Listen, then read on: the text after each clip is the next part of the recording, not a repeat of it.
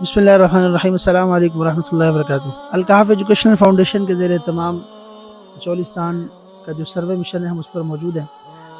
ये आप मेरे अक़ब में देख रहे हैं, यहाँ पे इसको कहा जाता है टोबा। यहाँ पे बारिशों का पानी इकट्ठा होता है और पानी इकट्ठा होने के बाद फिर अगली बारिशों तक ये लोग सारा ये पानी इस्तेमाल करते हैं। और वीडियो में आप देख सकते हैं पीछे ख़वातीन आपको नज़र आ रही हैं, ये घरेलू जो कपड़े हैं जो इस्तेमाल के हैं वो यहाँ से धो रही हैं।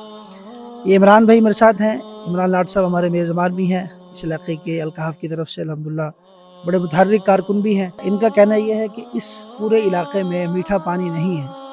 ख़वातीन घर में जो ना खाना वाना जो बनाना होता है उसके लिए दूर से जो है ना जी पानी भर के ले आते हैं।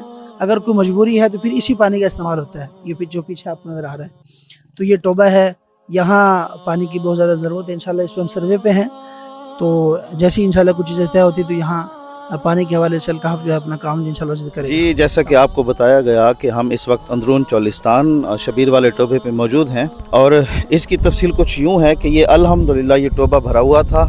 अल-कहफ़ एजुकेशनल फाउंडेशन ने इसकी खुदाई कराई थी और खुदाई से फ़ायदा ये होता है कि इसकी पानी की कैपेसिटी बढ़ जाती है। जहाँ 2 महीने 3 महीने चलना होता है तो ये 6-7 महीने चल जाता है और लोगों को फ़ायदा होता है।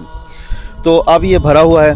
मसला उस वक्त बनता है जब ये खुश्क हो जाएं, बारिशें भी ना हों, तो फिर ये जो मकामी लोग हैं इनके लिए बहुत बड़ा मसला होता है, पानी पीने का और जानवरों के लिए मसला होता है। तो अल-कहफ़ फाउंडेशन की टीम इस वक्त मौजूद है और हम विज़िट पे हैं और हम चाह रहे हैं कि मुस्तकिल बुनियादों पे चोलिस्तानियों के लिए ये पानी का कुछ निज़ाम वज़ा किया जाए।